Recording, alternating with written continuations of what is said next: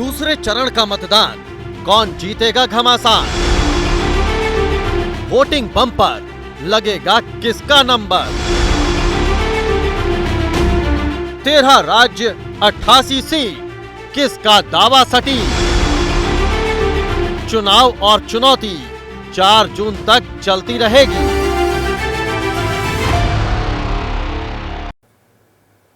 नमस्कार, स्वागत है आपका एबीपी न्यूज पर। मैं हूं आपके साथ शीरीन। शाम के 4 बज रहे हैं, मातृभूमि का वक्त है और आज बात करेंगे रण प्रचंड, क्योंकि दूसरे फेज के तहत आज 88 सीटों के लिए वोट डाले जा रहे हैं।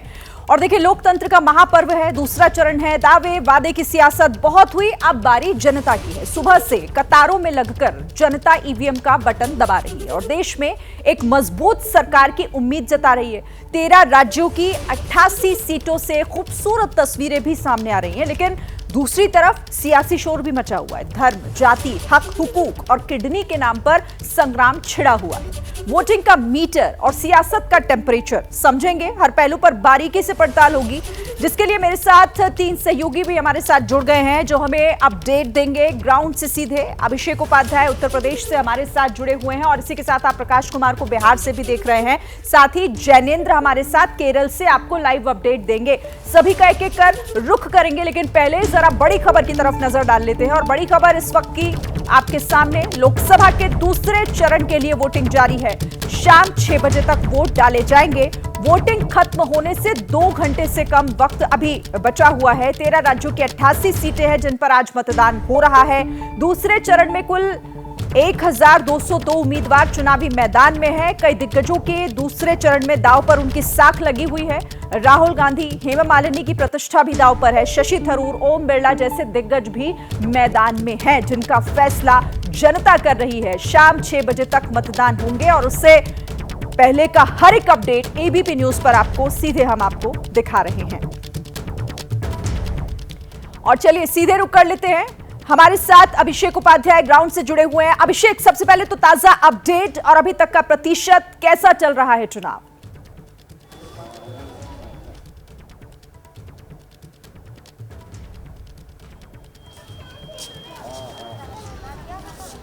पहले फेज की तुलना में तेज है। सबसे जो अहम जो आपको मैं अपडेट अभी तक बता रहा हूँ, चूंकि अभी देखिए 4 बज रहा है, एग्जैक्ट 5 बजे तक आपको वेट करना पड़ेगा, तो उस समय तक एग्जैक्ट जानकारी सामने आ जाएगी। लेकिन सबसे अहम बात यह है कि पिछली बार जो चिंता थी कि वोटिंग कमज़ोर हो रही है, वो दूर होती नजर आई है। और पहले जो शुरुआती 3 घंटे रहे हैं, उन 3 घंटों में ही बहुत ही उत्साहवर्धक नतीजे वोटिंग के सामने आए हैं। और दूसरी बात मैं आपको और बताऊं कि आज वोटिंग शुरू होने से पहले ही जो बीजेपी की ओर से जो मुद्दे उठाए गए, मनमोहन सिंह के पुराने बयान की याद दिलाई गई, जिसमें उन्होंने गरीब मुसलमानों को प्राथमिकता देने की बात कही गई थी। तो ये जो इमोटिव इश्यूज का मिक्स हुआ है एग्जैक्ट चुनाव के वक्त में, वोटिंग के पहले, इसका क्या असर पड़ता है, इस पर भी निगाहें लगी हुई हैं। और एक बात मैं आपको और बता दूं, आरएलडी और बीजेपी के साथ में आने से क्या असर पड़ता है, मेरठ बागपत से लेकर के मथुरा तक ये असर पड़ेगा, इस पर भी निगाहें लगी हुई हैं। तो 5 बजे तक हमको एक एग्जैक्ट पिक्चर सामने आ जाएगी। शिरीन, आप रहिए हमारे साथ। बिल्कुल, उस फाइनल आंकड़े का भी इंतजार रहेगा कि वोटिंग परसेंटेज कहां तक पहुंचा। और हमारे साथ इस वक्त केरल से जैनेन्द्र भी हमारे संवाददाता जुड़ गए हैं। जैनेन्द्र, क्योंकि बहुत हो गए अब वादे और दावे, अब तो जनता की बारी है। जनता को तय करना है कि किसकी किस्मत पर वो कैसा दाव लगाती है। क्या अपडेट अभी ताजा वहां से?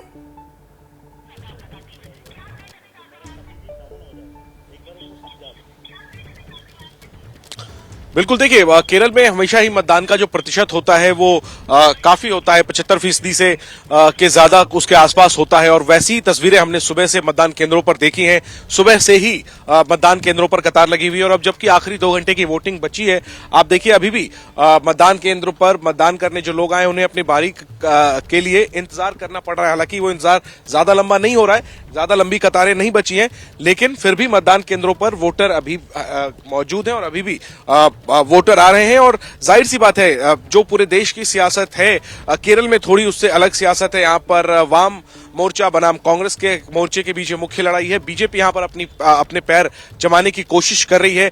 पिछली बार तकरीबन कांग्रेस ने क्लीन स्वीप किया था, 20 में से 19 सीटें जीती थी कांग्रेस के मोर्चे ने, 1 सीट वाम मोर्चे के खाते में आई थी। देखना यही कि क्या इस बार फिर से कांग्रेस अपना पुराना प्रदर्शन दोहराती है, बेहतर करती है, या फिर वाम मोर्चा इस बार बेहतर प्रदर्शन करने में कामयाब होता है। बिल्कुल, ये नतीजों के दिन साफ हो जाएगी पूरी तरीके से तस्वीर। ठीक है, आप नजर बनाकर रखिएगा। प्रकाश जी, आपका भी रुख करूंगी, लेकिन उससे पहले एक बड़ी खबर। फेसबुक पोस्ट से लालू की बेटी की खुली चुनौती। रोहिणी आचार्य ने बीजेपी के खिलाफ ये पोस्ट लिखा है, चुनौती दी है कि जांच करा लें कि किडनी दी है या नहीं। मां बेटियों को गाली देने की ओछी राजनीति करते हैं, बिहार और सारण में मैं नहीं, मेरा काम बोलेगा। तो रोहिणी आचार्य की ये खुली चुनौती, और वो फेसबुक पोस्ट के जरिए बीजेपी को ये चुनौती दे रही हैं कि जांच करा ले। तो देखिए, एक तरफ तो वोटिंग जारी है, दूसरे फेज के तहत 88 सीटों के लिए वोट डाले जा रहे हैं, और दूसरी तरफ लगातार वार पलटवार और सियासत भी। तो जिस तरह से देखिए, आज दूसरा चरण है और वोटिंग तो हो ही रही है, लेकिन लालू की बेटी ने कैसे इस पोस्ट के जरिए चुनौती दी है बीजेपी को, वो फेसबुक पोस्ट भी आपके सामने रोहिणी आचार्य का हमने रख दिया। महिलाओं, मां बहन बेटियों को गाली देना, उन पर अमर्यादित टिप्पणी करना बहुत आसान है। विकृत मानसिकता वाले ऐसा अमूमन करते हैं। ऐसे लोग, ऐसी जमात से ताल्लुक रखने वाले पाखंडियों को जब एक औरत आईना दिखाती है, वो आगे कह रहे हैं कि इन्हें सांप सूंघ जाता है। ऐसी स्थिति सारण के वर्तमान सांसद महोदय के साथ साथ उनकी उस पूरी मंडली की भी है, जिसकी ओछी राजनीति को वो करते हैं, बजाय अपने काम पर वो वोट मांगे। ये तमाम लोग एक औरत, एक बहन, एक बेटी, एक मां को गाली देने, अपमानित करने में दिन रात जुटे हुए हैं। वो आगे इस पोस्ट में लिख रही हैं कि विदेशी बेटी, टूरिस्ट बेटी, किडनी की एवज में टिकट लिया, वगैरह वगैरह। मैं पूछती हूं, बिहार के साथ साथ देश की तमाम मां, बहन, बेटियों और हर एक विवेकशील इंसान से कि क्या ये एक बेटी का अपमान नहीं है? तो फिर क्या है? ये नारी अस्मिता पर चोट नहीं है? मैं इन लोगों की तरह नहीं हूं, अब मैं नहीं, मेरा काम बोलेगा और मेरे लिए बिहार और सारण का आवाम बोलेगा। तो इस लंबी चौड़ी पोस्ट के जरिए लालू यादव की बेटी यानी कि रोहिणी आचार्य खुली चुनौती देती हुई नजर आ रही हैं। इस पर प्रकाश जी हमारे साथ जुड़े हुए हैं। प्रकाश जी, एक तरफ तो दूसरे चरण का मतदान, दूसरी तरफ ये खुली चुनौती इस फेसबुक पोस्ट के जरिए रोहिणी आचार्य की। शिरीन, पहले मैं बता दूं कि ये जो सीमांचल का इलाका है, जिसमें 3 लोकसभा क्षेत्र हैं और बाकी भागलपुर और बांका है, तो एक हैरान कर देने वाली तस्वीर सामने है, और वो ये है कि 3 बजे तक जो पोलिंग हुई है, मतदान हुआ है, उसमें सबसे ज़्यादा पूर्णिया का है, और पूर्णिया में 46.78% तक मतदान हो चुका है। कटिहार में भी 46.76 तक है, और किशनगंज 45.58। और ये 3 जो सीमांचल के इलाके हैं, इसमें माना जाता है कि मुसलमान वोट काफ़ी ज़्यादा है। तो क्या इसलिए ये प्रतिशत बढ़ रहा है, या फिर अति पिछड़े और यादव की आबादी भी अच्छी खासी है? तो कौन लोग हैं जो बूथ पर आ रहे हैं? 3 बजे तक का ये आंकड़ा है। क्या ये आंकड़ा और बढ़ेगा? जाहिर है बढ़ेगा, अभी वक्त है, लेकिन भागलपुर और बांका में काफ़ी कम है। जहाँ तक सवाल रोहिणी आचार्य का है, तो ये शुरू से ही फेसबुक पर हो चाहे एक्स हैंडल पर हो, ये आक्रामक रुख अपनाती रही हैं। और इसके पहले भी 1-2 बार राजीव प्रताप रूढ़ी के खिलाफ में इन्होंने जिस भाषा का प्रयोग किया था, उससे ये साफ हो गया था कि ये जो लड़ाई है वो आसान नहीं है, और आमना सामना जो है वो बहुत ही मुश्किल भरा है। अभी लालू और राबड़ी दोनों ही अपनी बेटी के लिए प्रचार कर रहे हैं, तो ऐसे में इस तरह की बातें ला करके वो इमोशनल कार्ड खेल रही है। और क्योंकि आपने राबड़ी देवी का भी जिक्र किया, तो उसी से जुड़ी एक बड़ी खबर भी अपने दर्शकों को हम बता दें। राबड़ी देवी, जिन्होंने बयान दिया है कि बीजेपी के 400 पार के नारे पर उन्होंने अटैक किया कि जनता सब कुछ तय करेगी, मैं 400 पार की बातें कह सकती हूं। राबड़ी ने दावा किया है कि बिहार में महागठबंधन ही जीतेगा।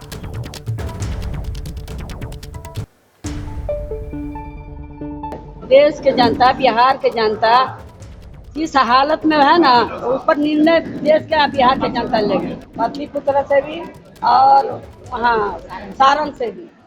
तो वहाँ के सब कोई जीतेगा, महागठबंधन जीतेगा।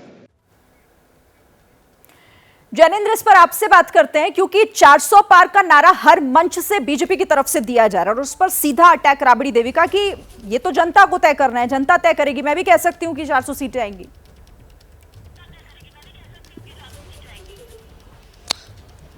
बिल्कुल, देखिए, निश्चित तौर पर चुनाव जो है वो पूरी तरीके से दावों पर होता है, लेकिन ये ज्यादा मुश्किल नहीं होती है जज करने में कि किसके दावे में दम है। देखिए, बीजेपी जब 400 का नारा दे रही है, तो उसके दावे में दम नजर आता है, क्योंकि 2 बार से उन्होंने ऐसा प्रदर्शन किया। 2014, 2019 में बीजेपी अपने दम पर मेजॉरिटी लाई और सिर्फ बीजेपी के माहौल की वजह से एनडीए में शामिल दलों ने भी अच्छा प्रदर्शन किया। और वहीं दूसरी तरफ बहुत बुरी हालत रही कांग्रेस के सहयोगी दलों की, जिसमें आरजेडी शामिल है। चाहे 14 की बात करें, 19 में खाता भी नहीं खुला। अब इस बार अगर वो 400 का दावा कर रहे हैं, जाहिर सी बात है दावे अपनी तरफ से तो होते ही हैं, लेकिन तमाम सर्वे ये दिखा रहे हैं कि बिहार में हालांकि पिछली बार से बेहतर आरजेडी कांग्रेस गठबंधन करती नजर आ रही, लेकिन अभी भी 40 सीटों में ज्यादा एडवांटेज पोजीशन पे, ज्यादा बेहतर स्थिति में एनडीए है। हालांकि फिर भी जो विपक्ष है वो 10 सालों की एंटी इनकम्बेंसी, महंगाई, बेरोजगारी आदि तमाम मुद्दों के आधार पर सरकार को घेरने की कोशिश कर रही है। और वही सरकार अपनी तरफ से एक 2047 का विजन और इसके अलावा कांग्रेस पर जो पुराने परंपरागत प्रहार के तरीके हैं, चाहे वो सांप्रदायिकता का कार्ड हो या फिर कांग्रेस को लेकर के अलग अलग तमाम बातें हैं, परिवारवाद, भ्रष्टाचार जैसे आरोप लगाए जाते हैं, तो ये फिलहाल दावों का और वादों का दौर चल रहा है। जनता इन सब चीजों को देख रही है, आंक रही है नेताओं को, और जनता ही तय करेगी कि कौन कितना पार करेगा। जी जाहिर है, और देखिए वही तय करने के लिए आज अपने घरों से मतदाता निकल रहे हैं, पोलिंग बूथ पर पहुंच रहे हैं, ये तय करने के लिए कि आखिर उन्हें किस पर भरोसा है। ठीक है, आप रहिए हमारे साथ। और देखिए जिस तरह से अभी तो दूसरे चरण के तहत वोटिंग हो रही है, वोट डाले जा रहे हैं, लेकिन अभी 7 चरणों में ये पूरा चुनाव होना है और इसी बीच एक दूसरे पर वार पलटवार भी किए जा रहे हैं। बिहार के अररिया में इंडिया गठबंधन पर बरसे हैं प्रधानमंत्री मोदी। वीवीपैट के सुप्रीम कोर्ट के फैसले पर उन्होंने कहा, आज कुछ लोगों के सपने चकनाचूर हो गए। सुप्रीम कोर्ट ने कह दिया, बैलेट लौटकर नहीं आएगा। कुछ लोगों ने ईवीएम को बदनाम करने की कोशिश की, ऐसे लोगों को सुप्रीम कोर्ट ने तमाचा मारा है। सुप्रीम कोर्ट ने मतपेटियों को लूटने का इरादा रखने वालों को ऐसा गहरा झटका दिया है कि उनके सारे सपने चूर चूर हो गए। उच्च न्यायालय ने, सुप्रीम कोर्ट ने साफ साफ कह दिया है कि बैलेट पेपर वाला पुराना दौर वापस लौट करके नहीं आएगा। तो प्रधानमंत्री नरेंद्र मोदी जिन्होंने कहा कि इस फैसले से दरअसल विपक्ष का सपना चकनाचूर हो गया है। अभिषेक, ईवीएम का मुद्दा हर बार उठता है, चुनावों से ठीक पहले और चुनावों के दौरान भी कई बार विपक्ष की तरफ से उठाया जाता है, और इसी को लेकर आज प्रधानमंत्री ने चोट की उस फैसले की आड़ में जो सुप्रीम कोर्ट की तरफ से दिया गया।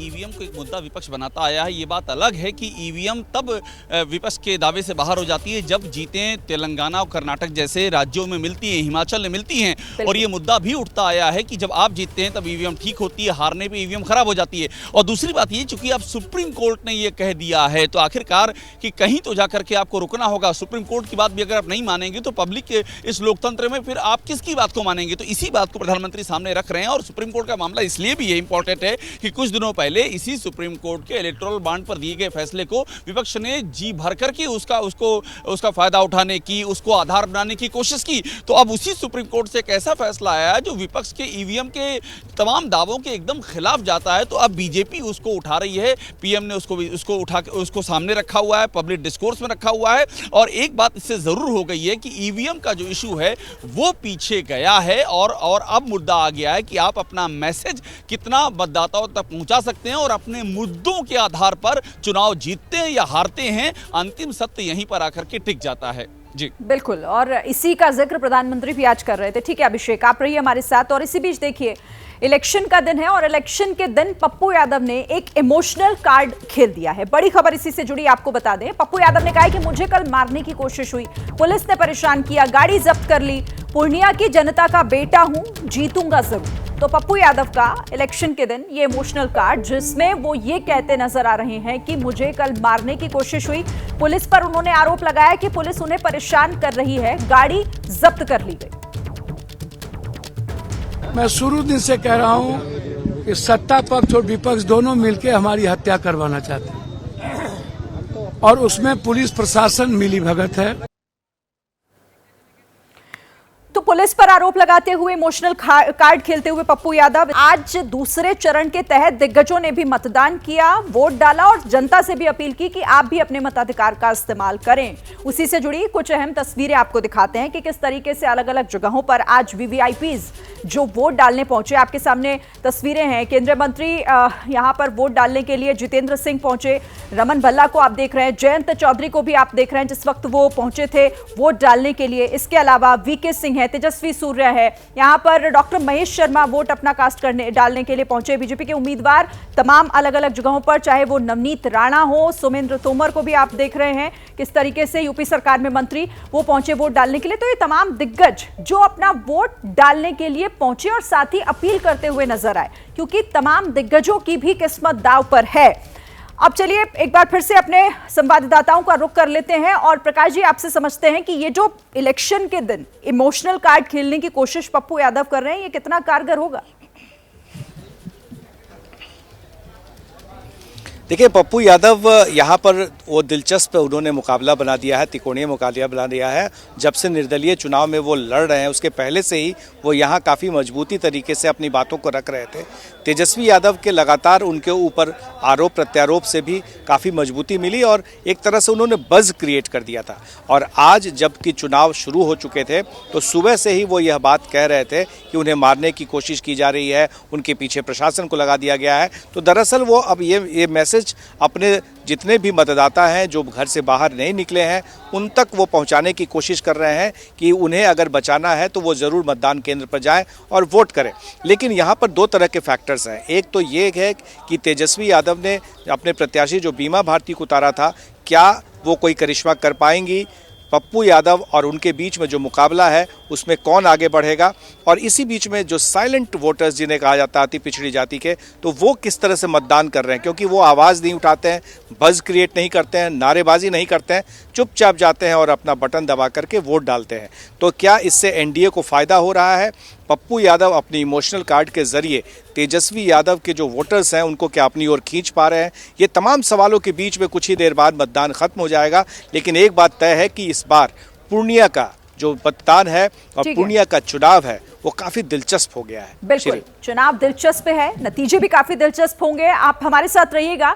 लेकिन कुछ तस्वीरें जो काफी इंटरेस्टिंग तस्वीरें आज दूसरे चरण के तहत देखने को मिली, जरा वो अपने दर्शकों को हम दिखा दें कि किस तरीके से वोट डालने के लिए एक दूल्हा पहुंचा पोलिंग बूथ पर। तस्वीरें झालावाड़ राजस्थान की भी आप देख रहे हैं, जिस तरह से वहां पर पहले मतदान फिर कन्यादान। ये बड़ी अद्भुत तस्वीरें, दुल्हन कैसे वोटिंग के लिए पहुंची अपने पोलिंग बूथ पर। मतदान के दिन बिहार कटिहार की तस्वीरें आप देख रहे हैं। यहां पर जोड़ा अपने मतदान करने के लिए वहां पर पहुंचा, 51 साल की उम्र में।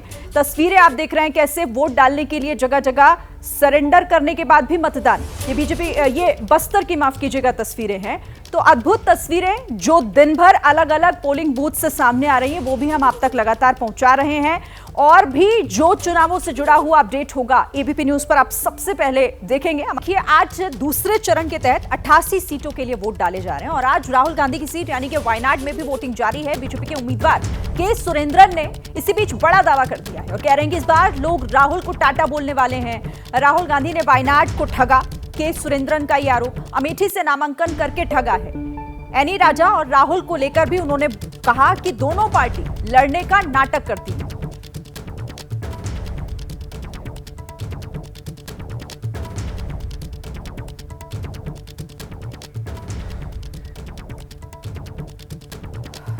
तो देखिए, लोकतंत्र का महापर्व है और जनता कतार में लगी हुई है। सियासी बयानबाजी भी जमकर हो रही है, लेकिन दूसरी तरफ बुजुर्गों के हौसले किस तरह से बुलंद हैं, उसी से जुड़ी तस्वीरें आपके सामने हैं। गाजियाबाद में 92 साल के बुजुर्ग वोट डालने के लिए पहुंचे। जोधपुर में 97 साल की महिला ने वोट डाला।